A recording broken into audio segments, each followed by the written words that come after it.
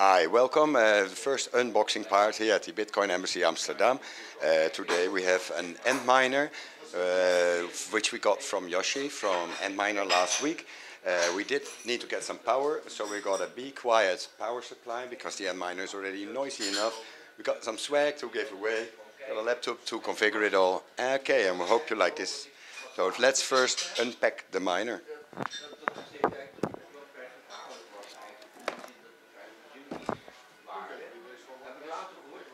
Antminer, got the microphone here. This is the Antminer. It's properly packaged. There's some styrofoam.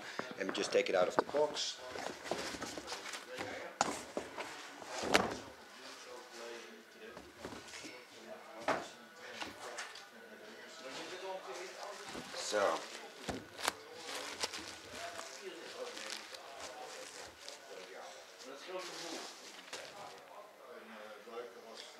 So here we can see the miner.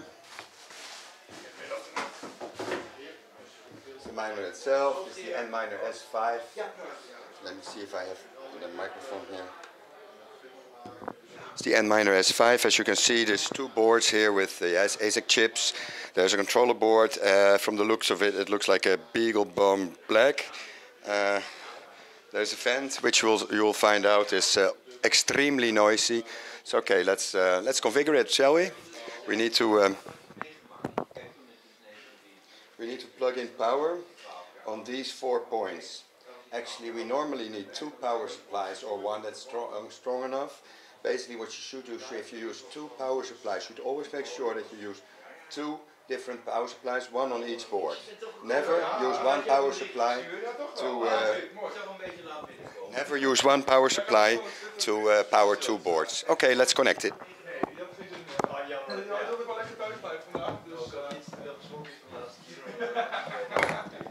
First we connect the Ethernet port.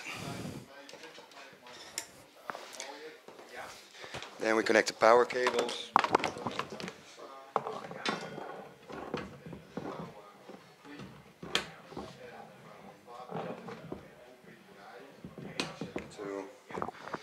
Again, make sure you don't mix the power cables. Either use one power supply for one board and another power supply for the other board, or use 2 separate splitter cables for each board.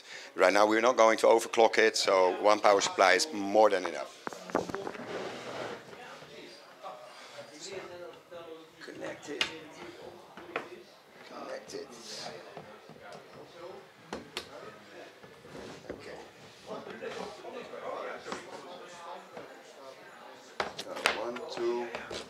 Two cables left to get some power.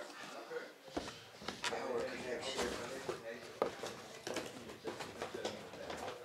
We got ourselves a Be Quiet power supply because the miner itself is really noisy. We'll hear it in a bit.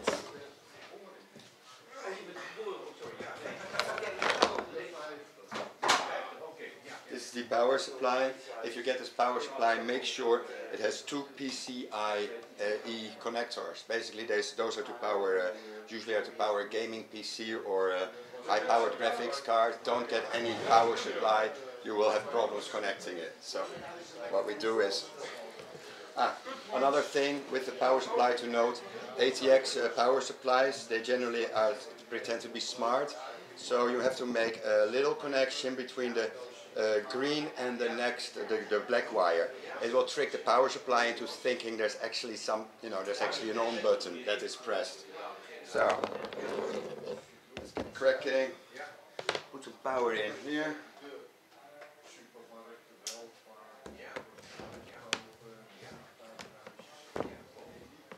The unboxing thing.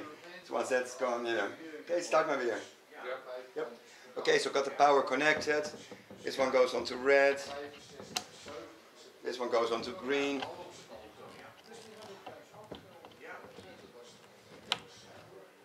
Okay, now we've got both power connectors here. We need one more thing.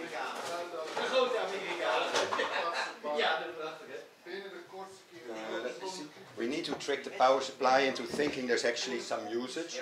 So what we're going to do is we're going to connect an old hard disk. It doesn't even have to work. We can just connect it. There's no problem. You can also use it to power a LED light or something, as long, or even a resistor, as long as there's something sucking up some power. Otherwise, most power supplies will just switch off. Okay, so got everything. Power connected. No, Ethernet connected. Let's fire it up.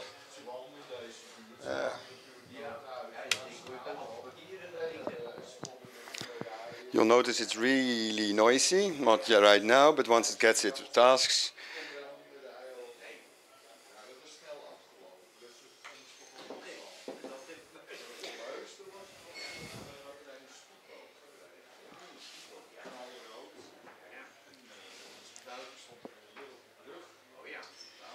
There you see the fan. They call this a consumer product, but just wait until it gets some workload for the end pool, and it will just fire up. Really noisy, so there's nothing home usage about it. Yoshi from Antminer, there's a card for everybody. Yoshi, if anybody is interested, contact Yoshi from Bitmain. He says it's probably one of the last products that will be created for home usage. All the other ones will use too much electricity in the future. So, looks like it's slowly powering up. Let's grab a laptop.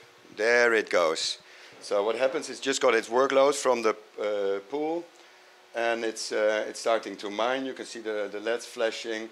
The controller board is the BeagleBone Black. It's basically doing the tasks, and it's distributing them to the hashing units. You can feel it's really hot air coming out already, but it will be a lot hotter in just a few minutes time. So let's keep that hashing, take a small break, and fire up the browser to see what it's actually doing.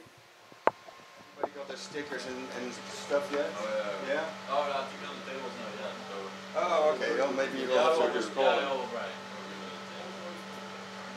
But we've been running this one at home and it makes this type of noise.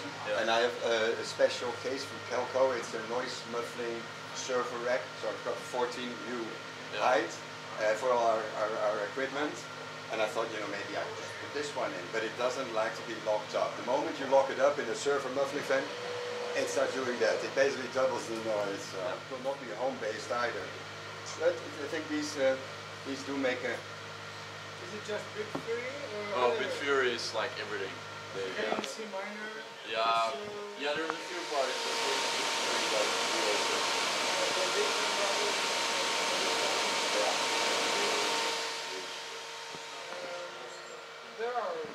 there are a few, but I mean, Bitfury is like really the biggest. They have like the biggest potential to. No, that's not true. So if you have any questions about the miner, make sure you can direct it to him. You can also direct we're going to have a look at the web interface. According to the scan, it should be living at 192.168.1.155.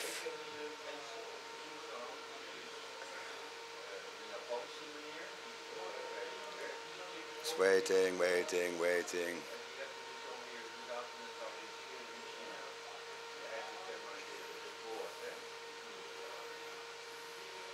Okay, I believe it's root. And there we go. So what we have here is miner status. We can clearly see the number of zeros there. They represent the ASIC chips. One on chain 1 and one on chain 2. Both of them are each individual board.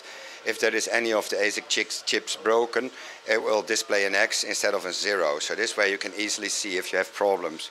What we found in the beginning is that we were running on a low-powered power supply. It couldn't keep up with the demand. So entire chain was basically dropping out. So if you see all of them going out at the same time, it might mean you have a power problem, not necessarily a defective ASIC chip.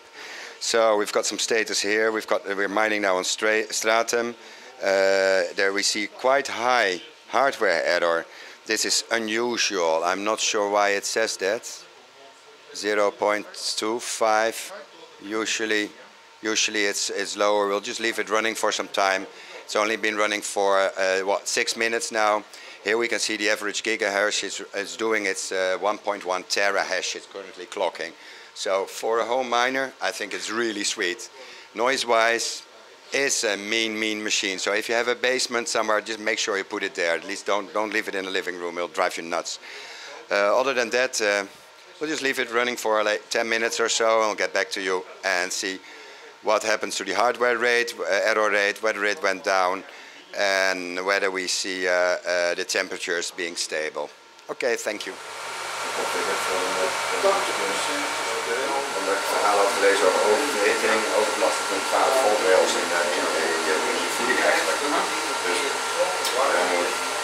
wat je ook vaak ziet, en dat moet je ook niet doen. Concludes our little unboxing party for the Antminer S5. We hope to see you soon at the Bitcoin Embassy Amsterdam, bitcoinembassy.nl, or just visit us at Zeedijk 43 Amsterdam. Okay, now it's time for a coffee. Hope everybody was of any value to viewers at home, and hope to see you soon at the Bitcoin Embassy. Thank you for watching. Have a nice beer. Enjoy the day.